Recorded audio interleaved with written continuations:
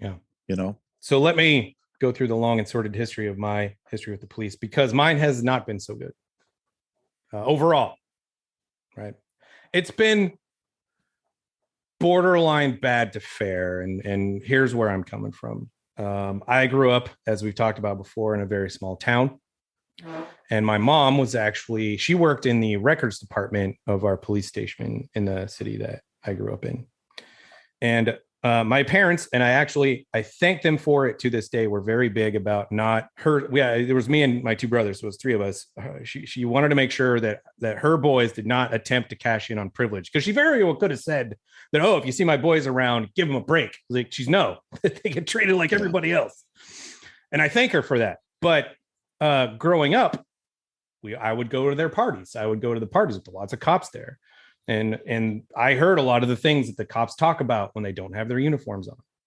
And again, this is 100% anecdotal. I don't mean for this to be proof positive that cops are dicks, but most of them were dicks. Because my experience growing up as a kid, as somebody who, turned 16 and started driving, I had long hair. I wore Metallica shirts. I played loud music, and I drew the attention of a lot of these cops.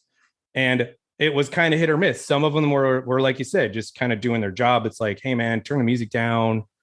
You're in an area here, and then wouldn't give me a ticket. But others were like always trying to dig to leverage this traffic stop into something more. Searching my car, which I was on the straight and narrow. I didn't smoke weed growing up. My drug of choice was alcohol. And even then I didn't drive because I wanted to get the fuck out of that town. And I knew if I got arrested, that wasn't happening.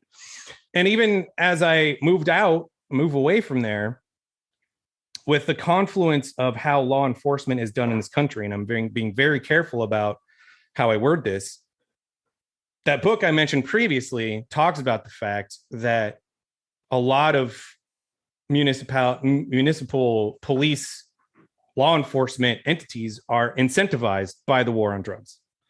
They're incentivized to leverage a traffic stop to searching vehicles for drug paraphernalia. And they act accordingly. And this is why I think it's a good idea to know the laws in your state. Because this was 5 years ago. I'll tell this story. I have others, but let me just tell this one and then Tom can talk. 5 years ago, Amy and I saw a car accident, start to finish, broad daylight, saw the whole fucking thing. And Amy's a nurse. So we pulled over, parked legally, which is part of the story. And Amy went to see if everybody's okay. I went to the officer and said, hey man, I saw the whole thing. If you want, I'll contribute with corroboration, whatever you want. So Amy's still kind of seeing how everything's going. The guy comes over to me and he's like, okay, what had happened? And I told him the whole thing. And I gave him my name, address, everything. I think I gave him my ID. I don't know. But then he says, well, just for verification purposes, can I have your registration and proof of insurance? And I said, no, you cannot. Because we hadn't committed any traffic law issues. And he asked again, he's like, well, I just want to verify that. And I'm like, have we committed a crime? Have we committed any traffic violations? And then he looks over my shoulder at my tags and says, well, not that I can see. And I said, nothing. I said, nothing. Because that's why a lot of cops are not trusted, because you try to pull shenanigans and bullshit like that. But here's the thing. I'm not even really playing devil's advocate here. Yeah. Why didn't you just give them the registration and information? Because to me, I wouldn't, there wouldn't be a moment where I would not think of giving that. I wouldn't even consider not giving it. Right. But I knew in the state of Washington, well, I don't think it's right for officers to attempt, unless it's, circumstances under which danger or harm is going to come to somebody. I don't think it's cool to attempt to cash in on the ignorance of people to try to ask questions like that. But I don't understand. He knew that he can't ask that question. He knew damn well that he's not supposed to ask that question.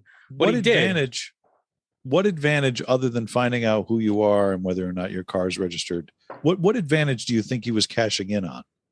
He was attempting to try to get a twofer, which is to say that he's looking to not just get one ticket for whatever happened. He's looking to get another ticket. Now, for the record, all of my stuff, all my shit was in order. All my tags were up to date, everything, registration. But that's not the point.